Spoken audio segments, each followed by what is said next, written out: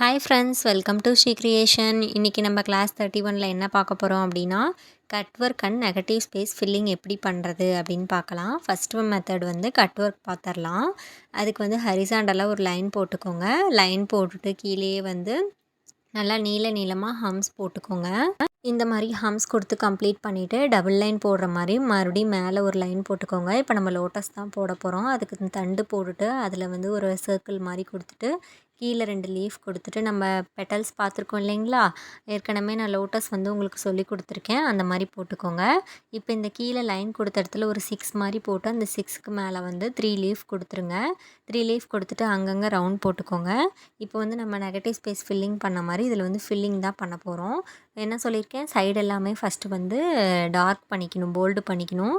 அதுக்கப்புறம் உள்ளே வந்து நல்லா ஃபில்லிங் கொடுத்தா தான் நமக்கு நீட்டாக இருக்கும். நான் ஆல்ரெடி உங்களுக்கு இது சொல்லி கொடுத்தது தான், அதனால தான் கொஞ்சம் ஃபாஸ்ட்டாக போகிறேன். இப்போ நெக்ஸ்ட்டு என்ன பண்ண போகிறோம் அப்படின்னா, மறுபடியும் ஒரு அவுட்லைன் நல்லா டார்க்காக கொடுத்துட்டு ஒரு கர்வ் மாதிரி போட்டு அதில் டாட் வச்சுருங்க. டாட் வச்சுட்டு அந்த கர்வில் என்ன பண்ணுறீங்க, டியர் ட்ராப்ஸ் வந்து கொடுத்துருங்க. அங்கங்கே டியர் ட்ராப்ஸ் இருக்க மாதிரி கொடுத்துட்டிங்கன்னா உங்களுக்கு ஒரு நீட்டான லுக் கிடைக்கும். இந்த டிசைன் வந்து நீங்கள் 3 டைம்ஸ் போடுங்க. இப்போ மெத்தட் 2 பார்க்கலாம். மெத்தட் 2லேயும் அதே மாதிரி தான். இது கொஞ்சம் நீளமான கொஞ்சம் பெரிய லோட்டஸாக போடுங்க. பெரிய லோட்டஸாக போட்டு அந்த தண்டுலேயே 6 மாதிரி போட்டு வளைச்சி விட்டுருங்க. நான் போடுறது உங்களுக்கு புரியும் அப்படின்னு நினைக்கிறேன். இப்போ அந்த 6 மாதிரி போட்டிருக்கீங்க இல்லைங்களா, அங்கே ஒரு லோட்டஸ் இந்த மாதிரி போட்டுருங்க. இதே மாதிரி இந்த பக்கமும் வந்து லோட்டஸ் போட்டுருங்க. அங்கங்கே வந்து ரவுண்ட் மாதிரி போட்டுட்டு மேலே எப்படி பண்ணீங்களோ அதே மாதிரி ஃபில்லிங் தான் இதுலேயும் பண்ண போகிறீங்க. ஓகேங்களா. ஃபஸ்ட்டு சைடில் எல்லாமே டார்க் பண்ணிவிடுங்க. அதுக்கப்புறமா நீங்கள் ஃபில்லிங் பண்ணும்போது ரொம்பவே நீட்டாக இருக்கும், உங்களுக்கும் ஈஸியாக இருக்கும். உங்களுக்கு நெகட்டிவ் ஸ்பேஸ் ஃபில்லிங் வரல அப்படின்னா ப்ளேலிஸ்ட்டில் போய் பாருங்கள். பேசிக் லெவல் அப்படின்னு இருக்கும். அதில் நான் நெகட்டிவ் ஸ்பேஸ் ஃபில்லிங் ஈஸியாக சொல்லி கொடுத்துருப்பேன். அதை பார்த்து போட்டுட்டு இதை போட்டிங்கன்னா ஈஸியாக இருக்கும். இப்போ நம்ம நெக்ஸ்ட்டு வந்து ஒரு செமி சர்க்கிள் மாதிரி தான் கொடுக்க போகிறோம். அதுக்கு நான் என்ன பண்ணியிருக்கேன் அப்படின்னா, டாட் வச்சு அதில் வந்து இப்போ கர்வ் கொடுக்குறேன். நான் ஏன் டாட் வச்சேன் அப்படின்னா, டாட் வச்சு நம்ம அந்த லைன்ஸ் கர்வ் போடும்போது ரொம்பவே ஈஸியாக இருக்கும்.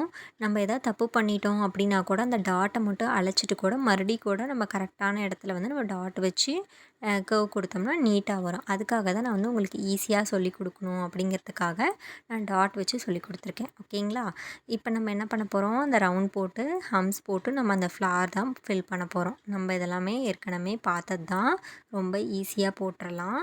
நீங்கள் இப்போ தான் நம்ம வீடியோ ஃபஸ்ட் டைம் பார்க்குறீங்க அப்படின்னா, இதெல்லாம் எனக்கு எதுவுமே தெரியல அப்படின்னா ப்ளேலிஸ்ட்டில் போய் பாருங்கள். பேசிக் லெவல் அப்படின்னு நான் கொடுத்துருப்பேன். அதில் வந்து கிளாஸ் 1லேருந்து தெளிவாக எல்லாமே சொல்லி கொடுத்துருப்பேன். அதெல்லாம் நீங்கள் ப்ராக்டிஸ் பண்ணிவிட்டு நீங்கள் இதை போட்டிங்க அப்படின்னா ரொம்பவே ஈஸியாக இருக்கும்.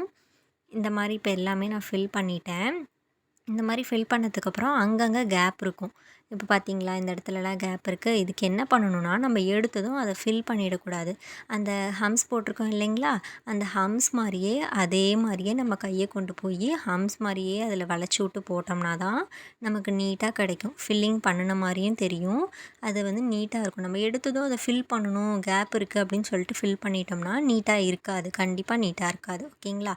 இப்போ இந்த சைடில் வந்து ஹம்ஸ் போட்டுட்டு டாட் வச்சு இந்த மாதிரி கம்ப்ளீட் பண்ணிவிடுங்க. அவ்வளோதான். இப்போ நெக்ஸ்ட்டு மெத்தட் பார்க்கலாம். 3rd method. இது வந்து கட் ஒர்க் இல்லை, நெகட்டிவ் ஸ்பேஸ் ஃபில்லிங் மெத்தடு.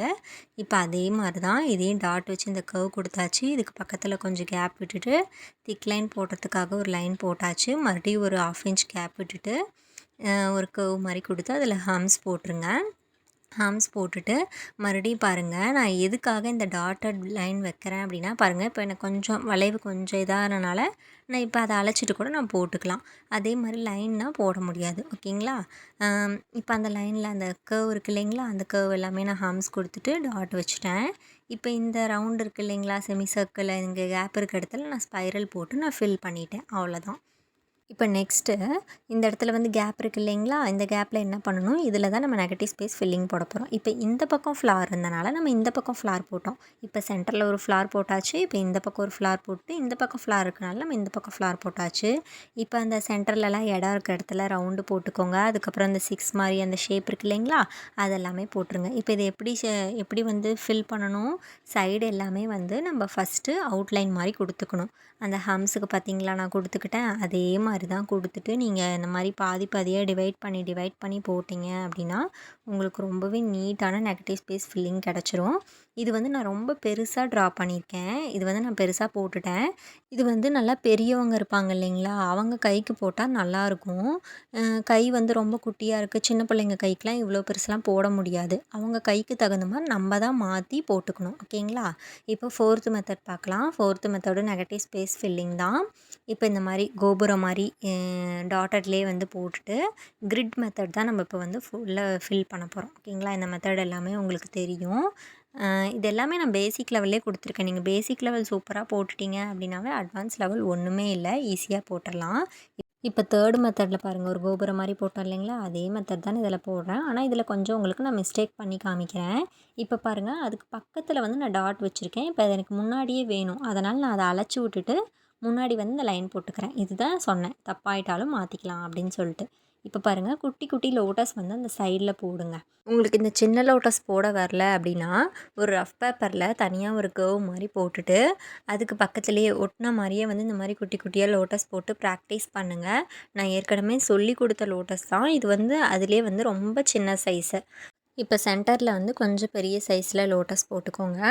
நான் எப்படி போட்டிருக்கேன் அப்படின்னா, 2 லோட்டஸ் வந்து ஆப்போசிட்டில் வந்து மீட் பண்ணிக்கிற மாரி போட்டிருக்கேன். உங்களுக்கு பார்த்தாவே புரியும். இந்த பக்கம் 4 லோட்டஸ், அந்த பக்கம் 4 லோட்டஸு. மிடில்ல வந்து சென்டரில் வந்து ஒரு பெரிய லோட்டஸ் போட்டிருக்கேன். உங்களுக்கு நான் போடுற டிசைன்ஸ்லலாம் ஏதாச்சும் டவுட் இருந்தால் கண்டிப்பாக கேளுங்க. கேட்டு கிளியர் பண்ணிவிட்டு நெக்ஸ்ட் கிளாஸ் போங்க. இந்த கிளாஸை முடிச்சிடணும் அப்படிங்கிற ஒரு எண்ணத்தோட நீங்கள் இந்த கிளாஸை முடிச்சுட்டு நெக்ஸ்ட்டு போகாதீங்க. நான் ஏன் சொல்கிறேன்னா, இப்போ பேப்பரில் போடும்போது ஈஸியா இருக்கும். நம்ம ஒருத்தங்க ஹேண்டுக்கு போடும்போது ஒவ்வொருத்தவங்களோட ஹேண்டு வந்து ஒவ்வொரு மாரி இருக்கும். கொஞ்சம் பெருசா இருக்கும். அப்புறம் ஒல்லியா இருப்பாங்க. அந்த மாரிலாம் இருக்கும். ஏதாவது டவுட் இருந்துச்சு, இந்த இடத்துல இது எப்படி போடுறது தெரியல அப்படின்னா, கண்டிப்பா கேளுங்க. நான் கிளியர் பண்றேன். இந்த மாரி இப்போ ஃபில் பண்ணிட்டு இந்த சென்டர்ல கேப் இருக்கு இல்லைங்களா? அந்த கேப்ல வந்து ஸ்பைரல் போட்டு, ஹம்ஸ் போட்டு ஃப்ளார் தான் கம்ப்ளீட் பண்ணி, கேப் இருந்தா வந்து ஃபில் பண்ணிடுங்க. அவ்வளோதான். இப்ப நான் சொல்லிக் குடுத்துருக்க 4 மெத்தடுமே வந்து 3 டைம்ஸ் போடுங்க. நெனைக்கலாம் நீங்க, "என்ன இவங்க 3 டைம்ஸ் போட சொல்றாங்க?" அப்படின்னு நெனைக்கலாம். நான் 1 டைம் போட்டுட்டு நிறுத்திக்கோங்க அப்படின்ட்டேன்னா, அந்த டிசைன் வந்து உங்களுக்கு மறந்துரும். அதுவும் இல்லாம 1 டைம் போட்டுட்டு நீங்க விட்டுருவீங்க. 3 டைம் போட்டா, அது நல்லா ஆழமா பதிஞ்சிரும். நம்ம மெமரியில வந்து கண்டிப்பா இருக்கும். நீங்க இந்த டிசைன் போடுங்க அப்படின்னு சொன்னா கூட டக்குன்னு ஞாபகம் வந்து போட்டுருவீங்க. அதுக்காக தான். ஓகேங்களா? உங்களுக்கும் இந்த கிளாஸ் புடிச்சிருக்கும் அப்படின்னு நெனைக்கிறேன். புடிச்சிருந்தா சப்ஸ்கிரைப் பண்ணிக்கோங்க. உங்க ஃப்ரெண்ட்ஸ் அண்ட் ஃபேமிலி மெம்பர்ஸ்க்கு ஷேர் பண்ணுங்க. Thank you.